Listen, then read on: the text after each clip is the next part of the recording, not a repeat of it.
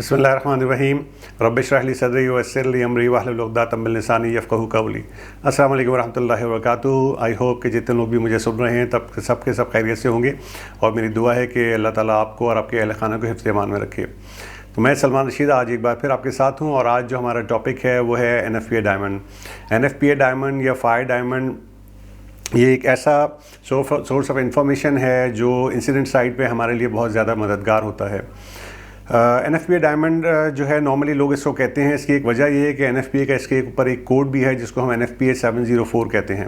और अगर आपको मेरी पिछली वीडियो याद हो तो आप डायरेक्टली NFPA की साइट विज़िट कर सकते हैं और वहाँ जाकर फिर आप NFPA डायमंड को यानी NFPA 704 को सर्च भी कर सकते हैं और फ्री एक्सेस के थ्रू आप उसको तमाम नॉलेज भी उसमें से गेन कर सकते हैं। एक्चुअली NFPA 704 जो है ये standard system for the hazard identification of the hazards है of material for emergency response है। यानी मटीरियल का जो हैज़र्ड होता है उसकी आइडेंटिफिकेशन के लिए इन्होंने एक ऐसा कहना चाहिए सिस्टम डेवलप किया है जो बहुत अच्छे तरीके पे हमें बता देता है कि ये मटीरियल फ्लेमेबल है, ये मटीरियल टॉक्सिक है या फिर इसके अंदर ये मटीरियल जो है इनस्टेबल है या फिर इसके कोई स्पेशल रिक्वायरमेंट्स हैं। और जितने भी इमरजेंसी रिस्पॉन्डर हैं या फायर फाइटर हैं या फिर HSC पर्सनल हैं, इनके लिए चीज़ बहुत ही ज़रूरी है कि इनको इस NFPA डायमंड के बारे में बड़ी अच्छी तरह से पता होना चाहिए। इसकी वजह क्या है ये मैं आज आपको बताऊँगा। ये NFPA डायमंड हमें कहाँ कहाँ नज़र आएगा या हम इनको कहाँ देख सकते हैं ये भी हमें पता चलेगा। और साथ में जब हमें पता चल जाएगा तो फिर हम इसके क्या मेजर्स ले रहे होंगे अपने आप को प्रोटेक्ट करने के लिए, ये चीज़ें भी आज हम देखेंगे। तो सबसे पहले ये समझ लीजिए कि NFPA डायमंड जो है, अगर हम इसको सिंपली कहें तो ये 4 छोटे डायमंड्स का एक कम्बिनेशन है। ये जब 4 डायमंड आपस में कंबाइन हो जाते हैं तो फिर ये NFPA डायमंड बन जाता है। अब जो इसमें से जो सबसे ऊपर वाला पोर्शन है, जो ऊपर वाला डायमंड है, ये रेड कलर का होता है और ये शो कर रहा होता है फ्लेमेबिलिटी का। ये इसके साथ जो दूसरा लेफ़्ट साइड पे बॉक्स होगा, ये डायमंड होगा, ये आपको ब्लू कलर में मिलेगा और ये हमें हेल्थ हैज़र्ड के बारे में बता रहा होता है कि जो मटेरियल है वो हमारी हेल्थ के लिए हैज़र्डस है या नहीं है, उसमें कोई टॉक्सिसिटी इन्वॉल्व है या नहीं है। इसी तरह से इसका जो थर्ड वाला स्मॉल डायमंड होगा वो हमें बता रहा होगा इनस्टेबिलिटी ऑफ द मटीरियल या केमिकल। और इसके साथ जो चौथा वाला छोटा NFPA डायमंड है जो कि हमारे इसके बॉटम पे है, ये वाइट कलर में होता है और ये स्पेशल हैज़र्ड्स के बारे में हमें इंफॉर्मेशन दे रहा होता है। फॉर एग्जाम्पल अगर इसके ऊपर W लिखा हुआ है और एक लाइन लगी हुई है, इसका मतलब है डू नॉट यूज़ वाटर, यानी उस मटेरियल के ऊपर, उस केमिकल के ऊपर आपने पानी इस्तेमाल नहीं करना है। या फिर अगर वो ऑक्सीडाइज़र होगा तो उसकी इन्फॉर्मेशन आपको दी होगी, करोसिव होगा तो उसकी इन्फॉर्मेशन आपको दी हुई होगी। तो मैं जो इस वक्त आपको वीडियो में बता रहा हूँगा या जो मैं आपको चीज़ें दिखा रहा हूँगा उसमें आपको मैं बहुत सी बेसिक इन्फॉर्मेशन दे रहा हूँगा। अगर इसके अंदर आपको बहुत ज़्यादा डिटेल चाहिए तो फिर आप NFPA 704 को जब आप पढ़ेंगे तो वो आपको एक एक चीज़ बहुत ज़्यादा डिटेल के साथ एक्सप्लेन कर रहा होगा, जो कि इस एक छोटी वीडियो में बताना ज़रा मुश्किल है। लेकिन हमारे जितने भी नए फायर फाइटर्स हैं, इमरजेंसी रिस्पॉन्डर्स हैं, HSC पर्सनल हैं, इनके लिए बहुत ज़्यादा ज़रूरी है क्योंकि हमारे इंडस्ट्रियल एरिया में जहाँ भी हम काम कर रहे हैं हमारे पास ये तमाम चीज़ें मौजूद होती हैं।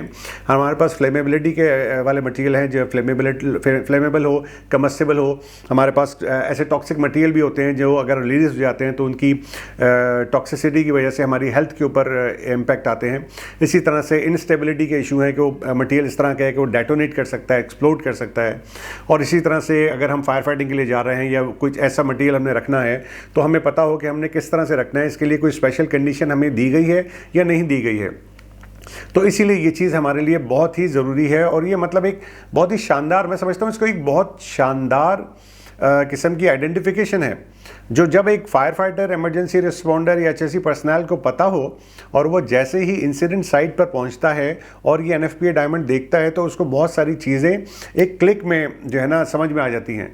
यानी कि आपको सिर्फ इस छोटे से डायमंड को देखते ही पता चल जाता है कि जिस मटीरियल के साथ मैं इस वक्त फायर फाइटिंग के लिए आया हूँ, जिसको मैं हैंडल करने के लिए आया हूँ, ये फ्लेमेबल है, ये टॉक्सिक है, ये इंस्टेबिलिटी का इशू रखता है, ये इसकी कोई स्पेशल कंडीशन है। तो ये तमाम चीज़ें आपको सिर्फ एक लुक में, एक ग्लांस में आपको पता चल रही होती हैं। अब जैसे कि मैंने आपको कहा कि एनएफपी डायमंड में एक्चुअली 4 कलर होते हैं। जो टॉप वाला बॉक्स है वो रेड कलर में होगा, फ्लेमेबिलिटी को शो करता है। लेफ्ट साइड वाला ब्लू है, ये जो कि कहना चाहिए टॉक्सिसिटी को या हेल्थ हैजर्ड को शो करता है। येलो वाला जो है इंस्टेबिलिटी को, और वाइट वाला बॉटम वाला स्पेशल हैजर्ड को। अब इसमें एक बड़ी इंपॉर्टेंट चीज़ है, वो ये है कि इन चारों बॉक्सेस की एक न्यूमेरिकल वैल्यू है, यानी कि इसके अंदर आपको नंबर्स नज़र आएंगे, और वो जो नंबर हैं वो स्टार्ट के लिए जो उसका मिनिमम वैल्यू है वो 0 है, और जो मैक्सिमम वैल्यू है वो 4 है। यानी कि अगर आप रेड बॉक्स को देखेंगे, रेड पोर्शन को देखेंगे, तो उसमें आपको मिनिमम वैल्यू 0 मिलेगी, मैक्सिमम 4 मिलेगी। आपको इसमें 5 नंबर कभी भी नहीं मिलेगा। इसी तरह से अगर आप हेल्थ हैजर्ड की तरफ आते हैं, आप ब्लू वाले बॉक्स को देखेंगे, इसमें भी मिनिमम 0 है और मैक्सिमम 4 है। इसी तरह से स्टेबिलिटी के हैजर्ड में आएंगे, इंस्टेबिलिटी के हैजर्ड में तो मिनिमम 0 है, मैक्सिमम 4 है। जो बॉटम वाला पोर्शन है जो कि वाइट कलर में है, ये आपको सिर्फ कुछ साइंस बताएगा। इसके अंदर या तो करोसिव का साइन आया होगा, या रेडियो एक्टिव का साइन आया होगा, या फिर जैसे मैंने कहा ऑक्सीडाइजर लिखा होगा, OXD लिखा होगा, या फिर अगर आपको वाटर को यूज़ नहीं करना है तो W लिखा होगा और एक उसके ऊपर लाइन लगी हुई होगी कि डू नॉट यूज़ वाटर। तो ये चीज़ें देख के आपको पता चलेंगी। अब इसको हम किस तरह से फर्दर एक्सप्लेन करेंगे। लेट्स सपोज के फ्लेमेबिलिटी हैजर्ड की हम बात कर रहे हैं, हम टॉप बॉक्स की बात कर रहे हैं, जो शुरू में एनएफपी डायमंड में रेड वाला जो बॉक्स है, इसके अंदर अगर न्यूमेरिकल वैल्यू 4 है, हम मैक्सिमम से स्टार्ट करते हैं। अगर इसकी न्यूमेरिकल वैल्यू 4 है तो इसका मतलब है कि ये वेपराइज हो जाता है और रैपिडली बर्न करता है एम्बिएंट टेम्परेचर के ऊपर। फॉर एग्जाम्पल सिंपल सी चीज़ है, ये LPG हो सकती है, ठीक है। इसके बाद हम नंबर 3 की बात करते हैं, वो कहता है कि ये इग्नाइट हो सकता है under almost all ambient temperature, यानी एम्बिएंट टेम्परेचर पे ही इग्निशन हो सकती है अगर आपको इसको फ्लेम दिखाएंगे।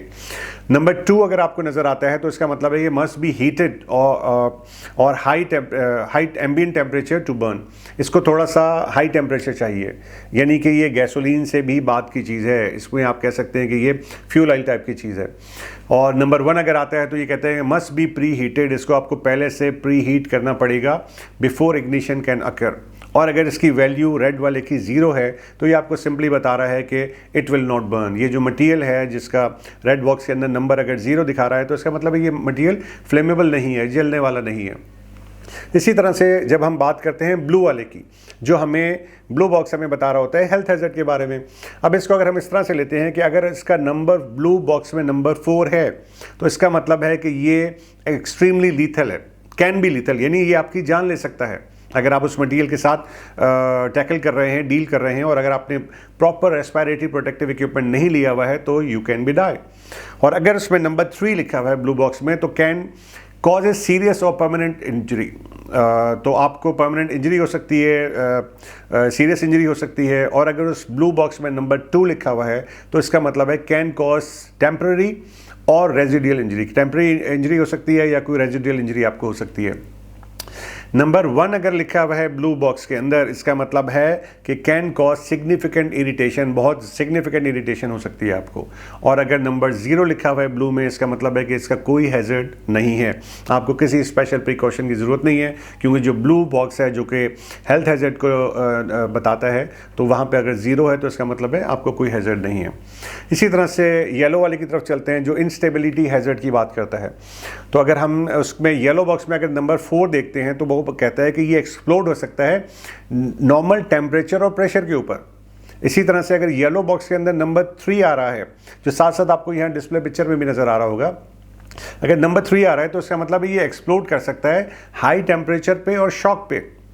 अगर इसी येलो बॉक्स के अंदर आपको नंबर 2 नज़र आ रहा है तो वो कहता है कि वायलेंट केमिकल चेंज है एट हाई टेम्परेचर और प्रेशर के ऊपर। और अगर नंबर 1 है तो वो कहता है ये नॉर्मली स्टेबल रहता है, लेकिन हाई टेम्परेचर मेक अनसेफ, और सॉरी अनस्टेबल, जैसी हाई टेम्परेचर हुआ ये अनस्टेबल हो जाएगा। और अगर 0 कह रहा है येलो बॉक्स में, इसका मतलब है कि ये स्टेबल है। अब आते हैं बॉटम वाला जो हमारे पास बॉक्स रह जाता है, जो कि वाइट है, जो कि हमें बताता है स्पेशल हैजर्ड या स्पेशल कंडीशन के बारे में। तो ये अल्कलाइन भी हो सकता है, ALK लिखा होगा, एसिडिक है तो एसिड लिखा होगा, करोसिव है तो COR लिखा हुआ होगा, इसी तरह से रेडियो एक्टिव है तो रेडियो एक्टिव वाला साइन आ रहा होगा। और अगर वाटर के साथ ये रिएक्टेंट है तो उस पर W लिख के एक लाइन डली हुई होगी। इसी तरह से एक्सप्लोसिव है तो WOX लिखा होगा और एक लाइन लगी होगी, यानी कि वो कह रहा होगा कि ये रिएक्ट्स वायलेंटली और explosively with water and oxidizing. तो ये वो इन्फॉर्मेशन है जो अगर आप अभी समझे होंगे कि कितनी मैसिव इन्फॉर्मेशन है जो कि हमें एक छोटे से डायमंड के अंदर नज़र आ रही है। अब सवाल ये आता है, ये क्वेश्चन आप लोग के जहन में आ सकता है कि यार ये चीज़ें हमें कहाँ मिलेंगी। तो फॉर एग्जांपल, अगर आप जिस प्लांट में काम कर रहे हैं, आप जिस इंडस्ट्री में काम कर रहे हैं, तो वहाँ पे अगर आपके पास कुछ केमिकल्स मौजूद हैं तो हर केमिकल के साथ एक MSDS आता है। MSDS का मतलब होता है मटीरियल सेफ्टी डाटा शीट, और उस मटीरियल सेफ्टी डाटा शीट में उसके ऊपर NFPA डायमंड दिया हुआ होता है। तो वो आपको वहाँ बता रहा होता है कि अगर वो फ्लेमेबल मटेरियल है तो उसके अंदर फ्लेमेबिलिटी का नंबर आ रहा होगा, नंबर 4 है, 3 है, 2 है, 1 है या 0 है। इसी तरह से अगर वो केमिकल आपके लिए नुकसानदेह है, आपकी हेल्थ को के लिए उसके लिए हैजर्ड्स मौजूद हैं, तो वहाँ पे आपको नंबर 4 दे रहा होगा, 3 दे रहा होगा, 2, 1 या फिर 0। इसी तरह से जो मैंने आपको इंस्टेबिलिटी के लिए बताया था। तो सबसे पहली चीज़ तो ये है कि ये आपको MSDS यानी कि मटीरियल सेफ्टी डाटा शीट के अंदर बड़ा ही अच्छे तरीके पे बता रहा होगा। तो आपको वो मटीरियल सेफ्टी डाटा शीट से ही पता चल जाएगा कि मेरे पास इस वक्त कितने मटीरियल ऐसे हैं जो कि NFPA डायमंड के हिसाब से फ्लेमेबल भी हैं और वो टॉक्सिक भी हैं, हेल्थ हैजर्ड भी हैं, स्पेशल कंडीशन भी रिक्वायर्ड है और वो इंस्टेबिलिटी के इश्यूज़ भी हैं। एक तो ये चीज़ हो गई। दूसरा, आपके प्लांट के ऊपर या फिर आपकी इंडस्ट्री के अंदर जहाँ पे आप काम कर रहे हैं, अगर केमिकल ड्रम्स के अंदर आते हैं तो इन ड्रम्स के ऊपर भी एक NFPA डायमंड होता है। कुछ जगहों पे फ्लेमेबिलिटी का साइन दिया हुआ होता है। तो नॉर्मली NFPA डायमंड इस तरह के जिन में केमिकल होगा या फिर जिनके अंदर फ्लेमेबल या कम्बस्टेबल मटेरियल है, तो उसके अंदर भी NFPA डायमंड उस केमिकल ड्रम के ऊपर मौजूद होता है। तो वो जैसे ही आप उस ड्रम को देखेंगे, आपको बड़ी अच्छी तरह से पता चल जाएगा कि ये जो मटेरियल इस वक्त मेरे सामने या मेरे वेयर हाउस में, स्टोर में है, तो इसका मतलब है कि ये फ्लेमेबल भी हो सकता है, ये हेल्थ हैजर्ड भी अपने पास रखता है, ये स्टेबिलिटी के हैजर्ड भी रखता है, या फिर कोई स्पेशल कंडीशन है। तो जब भी हम इन चीज़ों को देखेंगे तो हम NFPA डायमंड को देख के इन चीज़ों को बड़े अच्छे तरीके से समझ सकते हैं। और एक और इम्पॉर्टेंट चीज़ मैं आपको बताऊं कि आपने देखा होगा जब हम ट्रैवल कर रहे होते हैं तो रोड पे कई जगह पे हमें बहुत सारी ऑयल कंपनीज़ हैं जिनके हमें बड़े बड़े टैंकर नज़र आ रहे होते हैं जो एक जगह से दूसरी जगह वाटर को फ्यूल को ट्रांसपोर्ट कर रहे होते हैं। तो आप उनको जब भी देखेंगे तो उनके ऊपर भी अगर उसके अंदर कोई फ्लेमेबल मटीरियल है तो उसकी बैक साइड पे, उसकी साइडों पे ये NFPA डायमंड ज़रूर होगा और उस मटीरियल के हिसाब से वो कितना फ्लेमेबल है उसके ऊपर मार्किंग ज़रूर दी हुई होगी कि रेड बॉक्स के अंदर या तो वो नंबर 4 दिया होगा, नंबर 3 होगा, 2 होगा, 1 होगा, और अगर वो टॉक्सिक है तो टॉक्सिक की भी रेटिंग उसी के हिसाब से होगी। तो आपने MSDS में इनको चेक कर सकते हैं, आप ऑयल टैंकर्स के अंदर इनको देख सकते हैं, आप प्रोडक्ट टैंक्स के ऊपर भी देख सकते हैं। बहुत जो अच्छी कंपनीज़ हैं वो क्या करती हैं कि उनके जो प्रोडक्ट टैंक्स होते हैं उन प्रोडक्ट टैंक्स के ऊपर उन्हें बड़े बड़े NFPA डायमंड जो है वहाँ पे पेश किए हुए होते हैं, क्योंकि NFPA का जो 706 का स्टैंडर्ड है ये आपको बताता है कि आपने किस साइज़ के बनाने हैं, उसमें लेटर किस साइज़ का होना चाहिए। तो जब आप डिटेल में उसको गो थ्रू करेंगे तो ये चीज़ें आपको पता चलेंगी कि अगर एक प्रोडक्ट टैंक को भी आप देख रहे हैं, फॉर एग्जांपल एक मैं ऑयल रिफाइनरी की बात करता हूँ जिसमें मैंने काफ़ी अर्सा काम किया है, उसके अंदर मोर देन 60 टैंक्स हैं। तो आप आइडिया लगाइए कि अगर आप दूर से ही एक प्रोडक्ट टैंक को देख रहे हैं और उसके ऊपर आपको NFPA डायमंड नज़र आ रहा है तो आपको एग्जैक्टली पता चल रहा है कि यार इसके अंदर मटीरियल कौन सा है, मुझे इसके लिए प्रिपरेशन कौन सी करनी है। अब जस्ट इमेजिन करें कि अगर आपने NFPA डायमंड नहीं देखा और एक ऐसा केमिकल है जिसका जो ब्लू कलर है उसके अंदर नंबर 4 है, न्यूमेरिकल वैल्यू उसकी 4 दिखा रहा है, और अगर मुझे नहीं पता कि इस 4 का क्या मतलब है, क्योंकि हो सकता है कि मैंने NFPA डायमंड नहीं पढ़ा अब तक, मुझे नहीं पता, और वो वहाँ पे लीक होता है, तो इसका मतलब है कि ये जगह बहुत ख़तरे वाली है और चूँकि वो फर्टिलिटी कॉज हो सकती है। तो अगर वहाँ पे मैं प्रॉपर रेस्पिरेटरी प्रोटेक्टिव इक्विपमेंट नहीं लेकर जाऊँगा तो वहाँ मेरी जान को ख़तरा है। और मेरे साथ जितने भी कुलीग काम कर रहे हैं अगर वो भी उस जगह मौजूद हैं, वेयर हाउस के मेरे लोग हैं, फोक लिफ्टर ऑपरेटर हैं जो कि उन ड्रम्स को एक जगह से दूसरी जगह लेकर जा रहे हैं, और ये बहुत ही पॉसिबल है कि वो ड्रम आप लेकर जा रहे हैं और किसी भी वजह से वो मिस हैंडलिंग की वजह से वो गिर जाता है, उस पर कोई डेंट आ जाता है या उसका कहना चाहिए जो ओपनिंग स्पेस है वहाँ से वो ओपन हो जाता है, उसका ऊपर से कैप हट जाता है और वो मटीरियल तेज़ी से वहाँ पर स्पिल हो जाता है। उसके वेपर तेज़ी से निकलते चले जाते हैं। तो सराउंडिंग एरिया में जो लोग हैं, अगर उनको नहीं पता इस हैज़र्ड का, तो ये बहुत ही ख़तरनाक चीज़ है। तो हमारे लिए बहुत ज़रूरी है कि जब हम ये इस इंफॉर्मेशन को समझ रहे हैं, तो आप लोगों से मेरी रिक्वेस्ट ये होगी, जितने भी हमारे दोस्त इस वीडियो को सुन रहे हैं, आपने इमीडिएटली क्या करना है कि इस NFPA डायमंड को अच्छी तरह से ख़ुद भी समझना है और इसकी एक छोटी सी टूल बॉक्स टॉक बनाइए और अपने लोगों को एक्सप्लेन कीजिए।